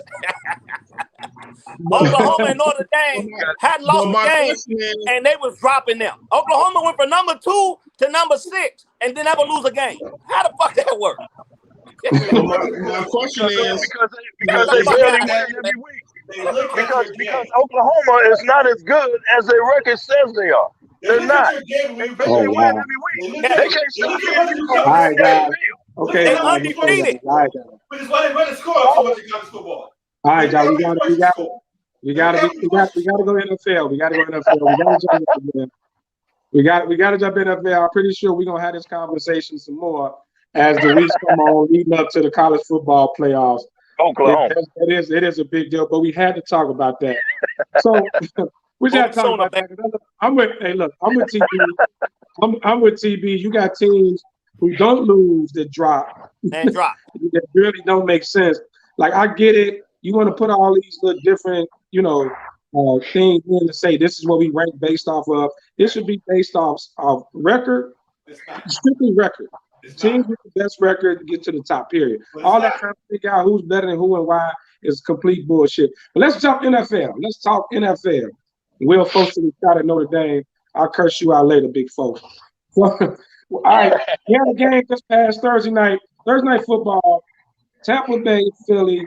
Score was a little closer than what it really seemed like. It seemed like Tampa Bay had control of the game throughout the whole thing. So let's talk about this real quick so we can jump into the rest of the games coming up this week. DY, start us off, man. Thoughts on the Thursday night game, the Bucs and Eagles. Are the Bucs the cream of the crop in the NFL? Of course they are. Until somebody proves that they can knock them off the throne, I mean, they definitely number 1 in my power rankings. You saw what Tom Brady was able to do. That offense is a complete offense, and that's without even having Gronkowski. You see guys like Howard step up in the tight end. He made some big catches in the tight end role coming off of his foot injury from last year. So that team is ripe for a repeat. So I expect nothing less until somebody knocks them off. Joe, real quick question for you. All the talks when AB came over to Tampa Bay was not enough balls. Mike Evans and Godwin, everybody. But it looks like everybody's eating. Does that speak more about Brady? Chime in on that for me. Everybody's not eating. Take a good look at the stats. Watch the game. Everybody's not eating. It seems like everybody got a couple of touchdowns. Brady's favorite target is Antonio Brown and then Gronkowski. Then he chooses Godwin and Evans is on the bottom. Watch how many catches Evans got. Evans got yards. He got yards because he makes big catches. But he got catches to get. He's not going to have a 100 catch season. Neither is Godwin. And they had 100 catch season before Brady got there. So everybody's not eating. Everybody's getting yards. I got you. Brady's throwing the ball down the field. So it's not enough balls. But that's still pretty hard. He targets Antonio way more than he targets Evans. Evans may get 5-6 targets a game. Right, but you still they still run the ball too for Nate. They run the ball the other running back. Evans gets double teamed a lot too. You gotta realize that. That's why Godwin is always open across the middle and all that. AB just go deep. The numbers make it look like everybody's eating the yards, dude. But look at the targets, look at the number of receptions. Everybody's not eating on that team. They're happy because they're winning. But isn't it spread out pretty? It's spread out. We expected Evans and Godwin to have close to 80, 90 catches. They may get there. But Antonio Brown will get there. Okay. Healthy AB. Come on now. Right. So he's moving the ball around, but it's not enough ball. It's they're loaded. And you gotta take something away. Well, nobody seems to be complaining. So, hey, Tampa's doing their thing right now. So let's move on, guys. Wait a minute. God damn it. We ain't gonna go past this. Tampa Bay can score, but Arizona is the best team in the NFC right now. They just picked up a nice tight end and Ertz. They loaded. All right. Motherfuckers said y'all keep sleeping on Arizona, y'all want to. Tampa Bay got a lot of major injuries. I told you. Tampa Bay can't stop a cold. Tampa Bay can't stop a running nose. Hey, so for those who don't know, they broke this morning. Almost the whole offensive staff and Arizona coaching staff had tested positive. So I think none of them. Don't worry. Yeah. King and the head coach. Head coach out. A couple other yeah, so they were on the sidelines, but TB, I gotta agree with you. And that Jalen Hurts pickup, not Jalen Hurts, the Zach Ertz pickup is huge, man. That is huge. And I think it's jacked up that you just come off the field after getting hit and rammed on just to be straight. He won't play tomorrow. He can't play this week. He won't play tomorrow. He can't play. But watch this. Hey, who do they play? Got it. They at Cleveland. Arizona, Cleveland. No. They at Cleveland. I thought they were playing the Giants. I'm like that. They don't need nobody for that. Here we they go. might get their first loss Here we go. On the guaranteed as usual loss tomorrow at Soldier Field. But that's not what you said that last week too. Let's go through the game. I'm definitely saying it tomorrow. Let's go through. Come on, Kerry, real quick. We go through these games. Real talk. Goldberg, who Philadelphia tight end was hurt. That's why Ertz got shined. And then after the game, you trade him while your tight end is hurt. They might be up on the season. Says a lot. Huh? It might be going inside for the season. Yeah, I think Philly's realizing that there ain't a lot going on. And next week we're gonna talk about, because the NFL trade deadline is coming up. Some of the big names are moving. We're gonna jump to that next week. So let's get into week 5. Week 5 got some big games. We're gonna try to get through all of them. We got about 30 minutes left. We're gonna get through all these games, but let's start right here in the hometown. So I'm gonna let each one of you guys take it. We'll dive a little bit into it. We can't be on to one game too long. We're gonna dive a little bit into it. But why don't we do Chicago Bears, Green Bay Packers tomorrow for first place in the NFC North? Surprising, the Bears are 3-2. Packers are 4-1 after getting the wheels blown off them in game 1. Looks like they bounced back. And Green Bay is back rolling. You know, they barely won last week with all them pathetic missed field goals. So Bears, Packers. I'm going to take it around from Kev back to DY. We're going to go in that order. Kev, real quick, pick the game and tell me why. Real quick, per the usual, Green Bay wins. It's gonna they won't get blown out, so it's going to be a close game. 24-14. Green Bay. 24-14. And let's keep in mind for the Bears, Damian Williams tested positive. Will not be active tomorrow. Montgomery's still out, so they're down to Khalil Herbert. Rookie running back will be taking the majority of the carries tomorrow. Smokey Joe, who you got? Bears, Packers. 27-17 Packers. No running game. Bears ain't gonna do it. Wow. No running game. No running game. They need them backs. They need that other back. They have Montgomery over Williams. I'll take the Bears, but down to the third string running back against Green Bay, nah. Nigga. 24-21 Bears. I like it. DY. That's a fan right there.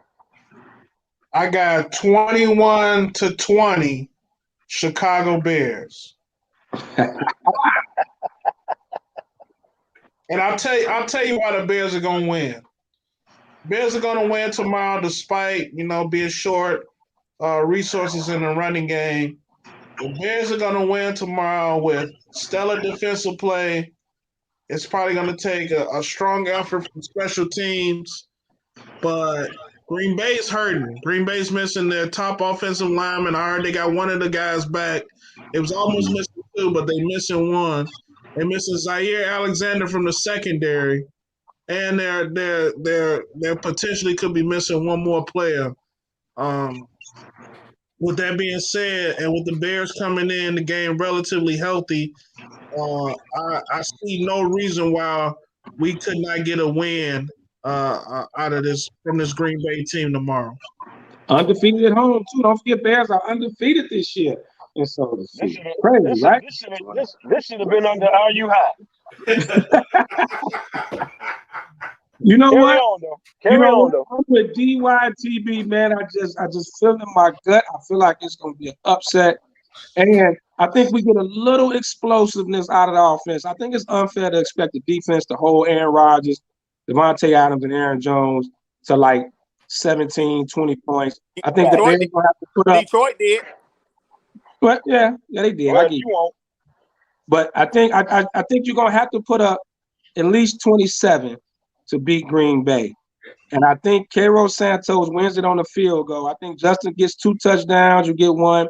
A running touchdown. I think Khalil Herbert gets a running. Justin throws 2. Somehow they pull it out in the end. Cairo Santos hasn't missed yet. It's a layup every time he's on the field. He wins it. I'm going Bears in the upset. Now, let's move on to the next game. Kansas City Chiefs versus the Washington Redskins. Now, it's interesting because KC, normally this game wouldn't even be cared about. No one would care, but KC is struggling. Remember, KC was supposed to be the next dynasty. Patrick Mahomes, after New England was falling off and Brady was leaving, it was supposed to be KC. Now, keep in mind, KC loses at the Super Bowl last year. The Super Bowl hangover was real. And I did a little research. I had a little time to do a little research.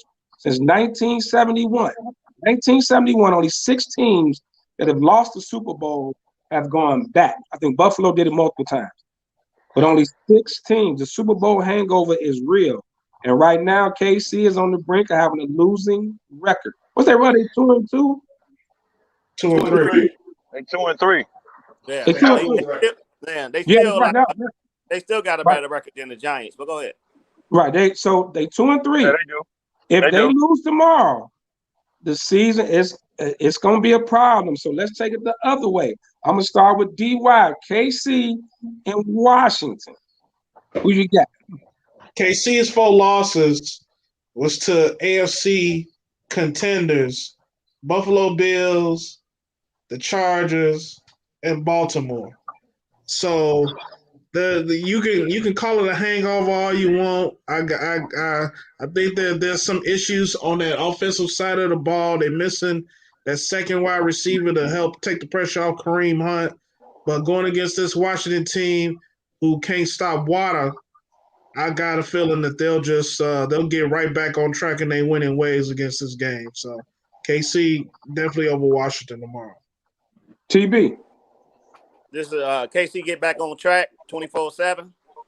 Don't need nothing to talk about. Like any NFC East team, unless it's Dallas, lost. Wait. You saying KC defense gonna hold Washington to 7 points? Yes. Oh yes. wow. That's no more than 7. Come on, Joe. Mahomes stopped trying to do too much in KC winning. He's been trying to do too much with that offense. He needs to slow down. He realizes that. Tyreek Hill's been double covered everything. Kelsey's not getting open. Offensive line is not giving him time, so he needs to slow down. And that defense, that KC defense, got to stir it up. But I see, come on, Tyler Heineke, come on. KC over Washington. Kevo? KC gets back on track, 31-17. I agree with DY. They have had a tough schedule coming off the bat. Losing the Super Bowl, coming right off playing some of the top teams in the AFC. I do agree with that. But KC can't stop all five of us running down the field.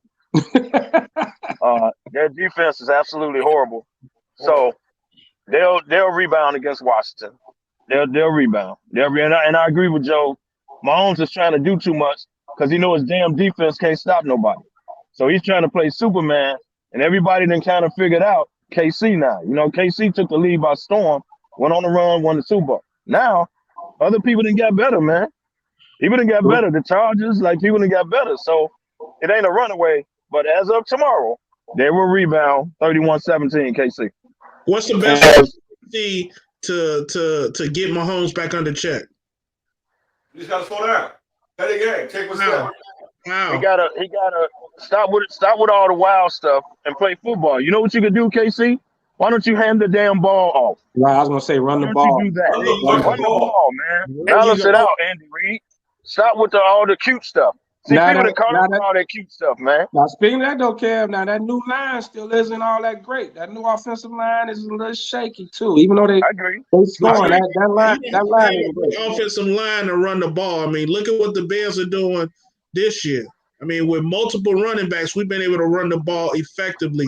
It's scheme. It's the plays that you set up, that you put together to fit this offensive line best traits. Whether it's zone blocking, whether they run in between the tackles, whether they running outside the tackles. If they run the ball, DY, keep in mind who's Matt Nagy's mentor.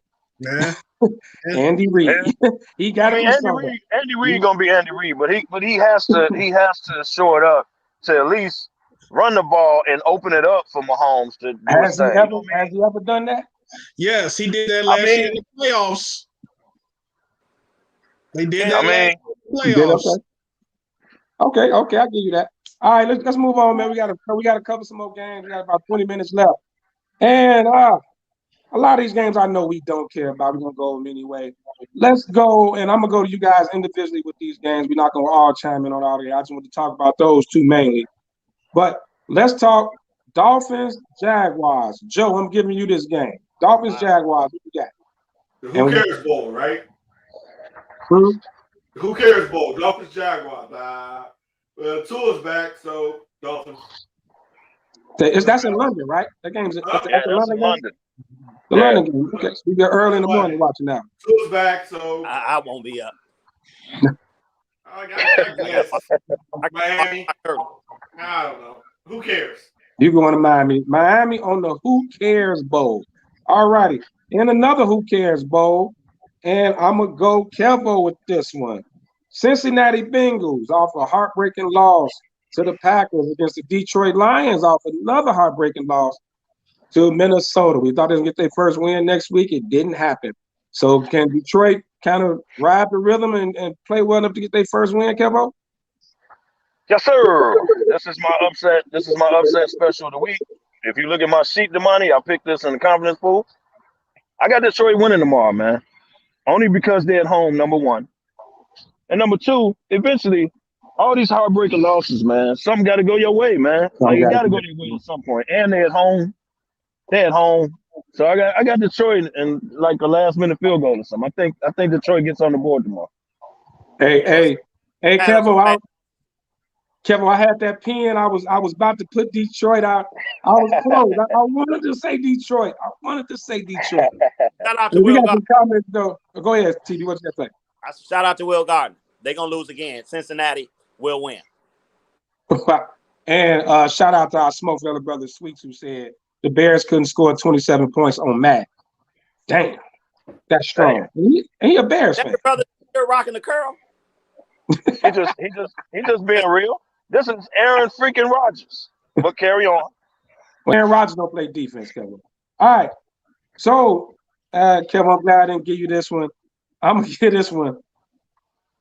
I was gonna go TB, but TB, I'm gonna give you the next game. DY, the Rams versus the Giants, because I know where TB going with that one. Rams versus You can't wait. Devo's Giants.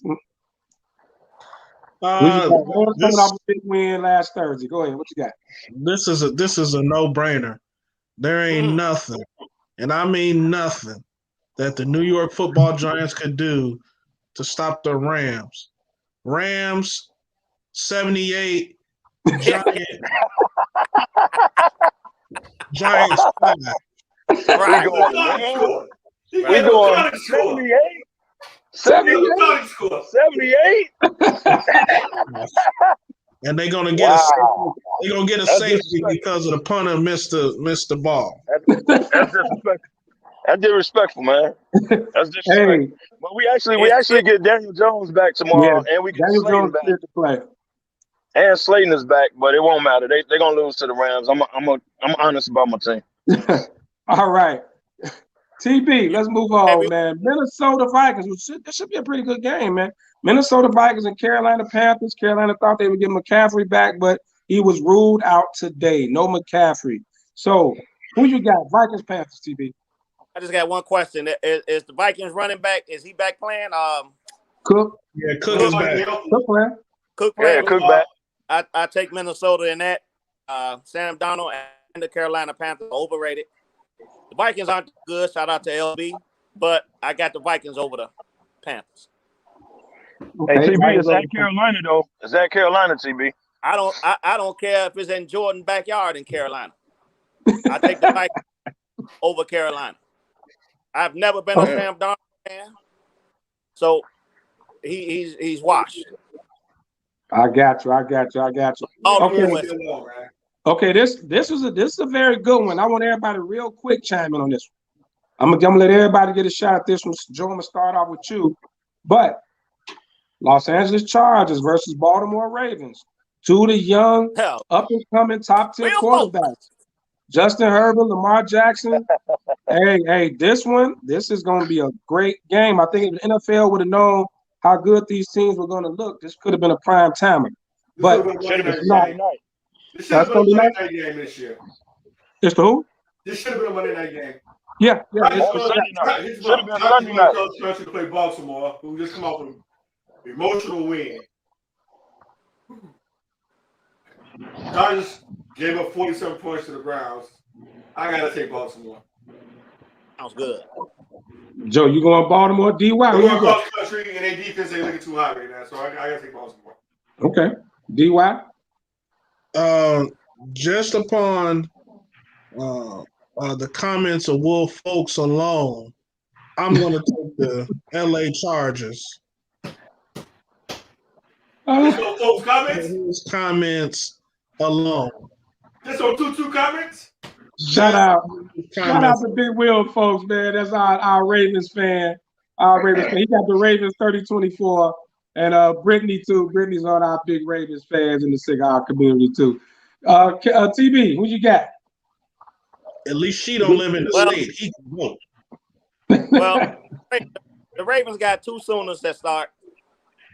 The Chargers, though, they just look unbeatable, man. The Chargers look good. I got to go with I'm going to go with Baltimore because I was so wrong on Lamar Jackson.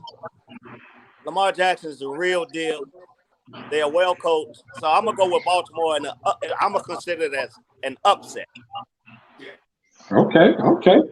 Kevo, who you got? Shout out to Will, folks. I'm going with Baltimore only because they're at home. I think Baltimore will come through. I wouldn't be shocked if the Chargers won, though. Don't get me wrong. Chargers are good. I just, I like the Chargers, but at any given time, man, they can turn into the Chargers. You know what I mean? So I don't. They're good, but I don't think they win at Baltimore.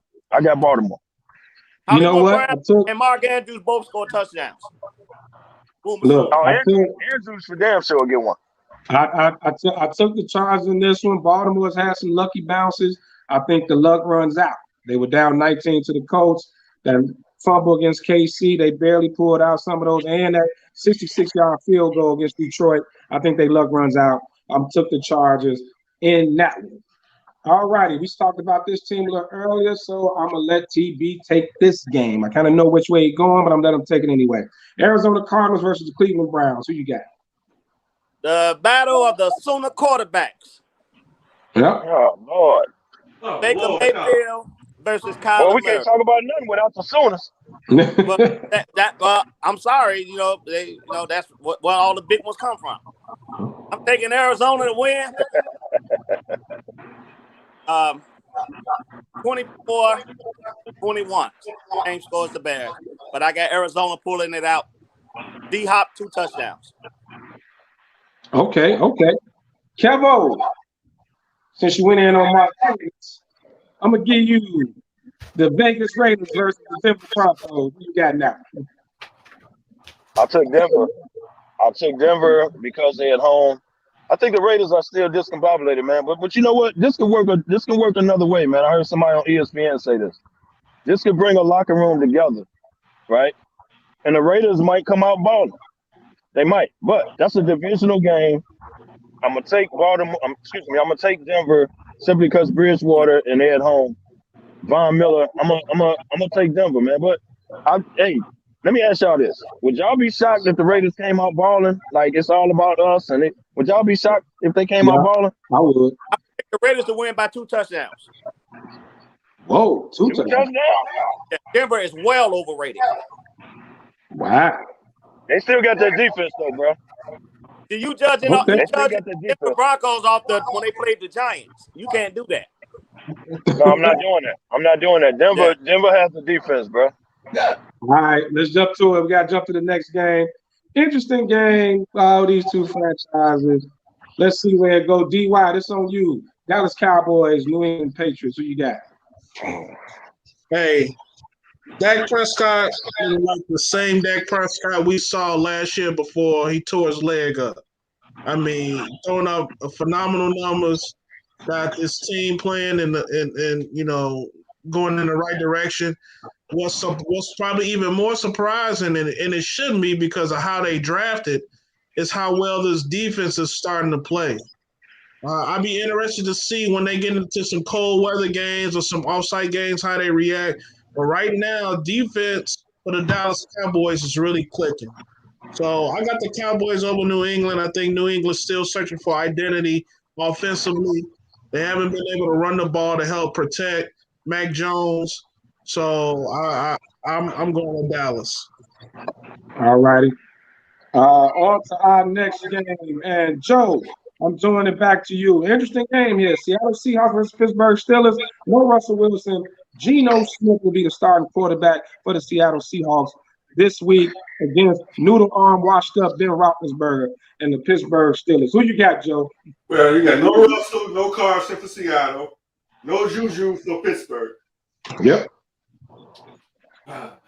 You got to go to Pittsburgh. I still like that Pittsburgh defense. You still got White. You still got a nice defense over there. I think the defense pulls it out for Pittsburgh. He knows going to be running for his life a little bit. So, unless Likely Metcalf have a great game, I got to take Pittsburgh. Okay. Kevo. Buffalo Bills, Tennessee Titans. Who you got? This is Buffalo all the way. Tennessee can't stop anybody. I think Tennessee can't score enough to beat Buffalo. They get Julio back, but for how long? I think my man A.J. Brown is back. Derrick Henry is a beast, but they're not going to be able to score enough, man. They can't score enough. Buffalo beats you any kind of way. They can run it. Josh Allen is that dude. Like, I got Buffalo, man. I think Buffalo playing great right now. Got Tennessee. That's going to be a battle. That's going to be a good game. Buffalo defense can't stop Henry. They're not going to blow him out. It'll be a good game. Buffalo defense can't stop Henry. They're going to run the ball down their throat. This will be Derrick Henry's breakout game. They're not going to be able to score them. They're going to have to score. You can't just get Derrick Henry your ball and say just beat another team. No, like, but you're going to have to score. You did that 2 weeks ago. Well, you can play. You did that 2 weeks ago. And you can play action to him. Yeah, you can. Derrick Henry won a game in the second half alone 2 weeks ago. They get that boy the ball. He put up over 200 yards in the second half. Wasn't Buffalo. They won't score. They won't score enough to beat Buffalo, bro. That's the problem. I don't think they can stop Buffalo. I think that's the problem too. And that's our Monday night game, though. That's our Be a good game, though. It's gonna be a good game. Week 6. I've been saying week 5 was a week 6 picks, and looking forward. It's gonna be a great day tomorrow, of course. And for all you all who follow us and come watch football with us, we'll let y'all know where we're gonna pop up and be watching the game. We are not having Smoking Madness tomorrow, so you all to know. So before we get out of here, guys, we got about 7 minutes left in the show, and we would be assholes if we didn't talk about our very own Chicago Sky in the WNBA Finals with a big blowout last night over Phoenix, up 2-1. They won by 36. Won by 36 points yesterday, man. Shout out to the Sky. Guys, jump in. DY, you kick it off, man. Talk about the Sky a little bit. Man, phenomenal win last night. I don't by any measure think, Diana Taurasi and crew and Phoenix is tapped out, but I just got a feeling that they may end up meeting a match here on Sunday afternoon. Sky really played well together yesterday, moving that ball around. I think that's what got all of those wide open looks, a lot of those big threes that they hit yesterday, and they playing some great team defense. I never seen the WNBA style of defense being played like I see the Sky playing it. So I'm hoping for a win tomorrow. It'll be nice to celebrate 2 Chicago teams wins tomorrow. But if not, having one that come with a championship is always great. I got you. Kevo, we follow it pretty heavy, man. Go ahead. I do. I watch the game, man. I watch basketball overall, man. I'm a basketball junkie. Hey, look, the Sky got hot, and it's similar to like wild card football. A team get hot, they run it all the way to the championship, which is equivalent. The Sky was like the 6th seed. They got hot. What they did last night was neutralize Brittany Griner. That messed up Phoenix's whole thing because Brittany Griner was killing. But they found a way to kind of contain her. She still got 20-some points, but it wasn't dominant like she had the other night. Sky win tomorrow. That crowd is raucous.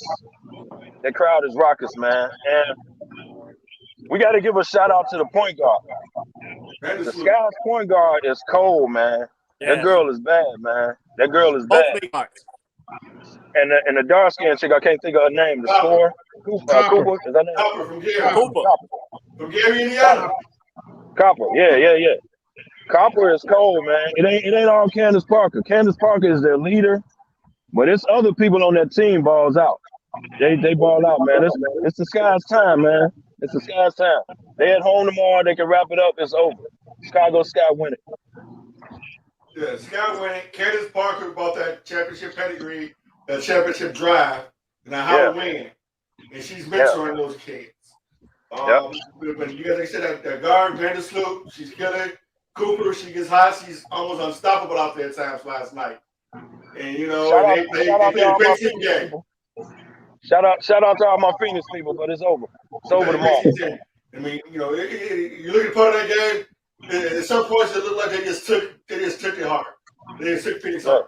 They just looked like and they blew it, and technically they blew the other game. They should have won the other night. They blew it. They should have won the other night. They blew that one, but it looked like they came back and said, "Look, we're gonna show y'all," and they just took their heart. And I would be honest. The Adams guys did not look like herself. None of them kids like themselves. Brittany Griner in the first half didn't do nothing. Yeah, I'm telling you, that's what changed the whole game. Let's go, TB. Let's go. I got the Sky. I agree with Kevin. They should have swept. I don't think they even blew that game too. I think they took that from the Sky. They called a couple fouls in game, and Griner actually pushed the girl into Taurasi when she hit the 3 that put him out 4. So it is the Sky are a lot better. Candace Parker gets all the credit, but that little guard, she is tough, and she controls the pace. She got a hell of a mid-range, a hell of a 3. The Sky is tough. I hate to see old fine ass Skylar Diggins go down, but hey. When I did with that follow being said, basketball, I was big Tennessee fan. Hated Connecticut. So the hell with Tarasi them. so real quick. Tarasi a bad girl now. She a bad girl. Yeah. So real Parker. quick, we got about. Technically, Tarasi was supposed to be suspended last game because she pushed that ref. She pushed the ref. Yeah, They only fined her. She was supposed to be suspended. Hey, real quick. Y'all remember that steal she got? She was literally laying out of bounds and threw the ball in. They ain't even call out of bounds. Y'all remember that? Yeah. Tarasi should have been playing yesterday. She's supposed to be suspended. Oh, I agree. But they'll never. It's the final. They'll never suspend her. She'll stop. Well, hopefully the Sky winning tomorrow. We celebrate Chicago. They should get way more press than what they're getting. So you are way more press than what they're getting, especially here in Chicago. They will tomorrow, though. They will tomorrow because it's a championship. They will tomorrow. Yeah, we're championship. Well, the Bears pack is gonna overshadow everything, especially after the Bears pull off this upset. That's neither here nor there. That's neither here nor there. So, guys, we got about 4 minutes left. We're gonna get up out of here, and we're gonna take it around. Everybody get a parting shot, starting with you, DY. Kick us off. Give us your parting shots. Man, love once again for being back here on a Humidor podcast. Love chopping it up, talking sports with you fellas. Looking forward to a very exciting sports weekend. Some good college games on today. Then, of course, tomorrow with the Bears and the Sky and everything playing. So we coming around the turn here with this NFL season, almost at the midway mark. So weather's starting to be coming to be a factor. So I'm looking forward to the games going forward. That's all I got. Peace, everybody. CB.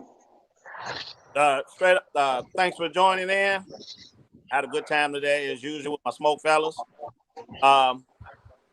Touch back on a couple things real quick. Everybody was saying how they love to watch Kyrie. Don't worry about Kyrie because there's a young boy over in Memphis named Morant, and he puts on a show every night. I mean, a show. Facts. Second, my prediction for the NBA championship, New Jersey over Utah. Peace. Yeah, right. Joe, take us out. What you got? First of all, thank you guys for inviting me on today. Had mad love and mad fun. You won't come back. Kyrie's an idiot, and I don't stand by that. Basketball season's here. Hockey season's here. Football's in full swing. There'll be some fun times, a lot of good conversations. Chicago Bulls looking good. Let's have some good teams. Kevo. Shout out to everybody that tuned in. Appreciate it. Appreciate the love. TB, we got to bet that right now that the Lakers will beat Utah. You know that, and I know that. Put a stick on it. Shout out to everybody. Hey, listen. Today, SmokeFellas, Society Cigar Lounge. If you guys are in the vicinity, there's a ribbon cutting, I believe, at 2:30. Opening up another side. SmokeFellas is part of the host. Come out and kick it with us. LB, if you're tuning in, got to shout out to you. Happy birthday, brother. Got to swing by that tonight, too. My man Hula and Mike Dunn on the turntables tonight. We got to get it in. Long day today. Appreciate everybody. Oh, God. Appreciate everybody joining in. Hey, what up, Mr. SmokeFella? What's happening? All right, Ben. Okay. Just take it out. Ben, turn the music down. Give you a quick shout out for you got it. Hey, man, I just wanted to jump in, man. I'm doing some clouds of smoke business out here on the grind. Just wanted to jump in, man. Y'all had a good show, even though Kevin Lauder out there looking like he finna rob somebody. But that's neither here nor there. I'm getting my mellow on today, baby. Hey, like KDL said, man, make sure you check the SmokeFellas out there at Society today. Man, we doing big things, man. Clouds of smoke. That's what we doing. Let's go. All right, man. On behalf of Chicago Sports Zone, Humidor Sports and Cigars, and of course the SmokeFellas, man. Thank y'all for tuning in. Man, all the guys, we got some of our guys. I gotta salute you guys who tune in every week. Y'all comment. My man Jesse, thanks for always tuning in. Vernon, my man Barry, Big Will folks always tuning in. Sweets, when he's not on the show, he's always tuning in and jumping in, man. We appreciate you all. Big Joe out in Florida, man. Big Joe. You guys always tune in and support us, man. We appreciate it. Mad love. And let's get up out of here. Like the guys have said, catch us at Society. We about to Get dressed and get on over there right now for the ribbon cutting for the expansion of Society Cigar Lounge in Hammond, Indiana. So join us today. We'll see y'all next week. We bring back Smoking Madness for the Tampa Bay Bears game. Stay tuned for location. Follow us on social media. You know what it is. And on behalf of the Smoke Fellas, where there's smoke, There's the There's There's the fellas. peace out, y'all. Peace.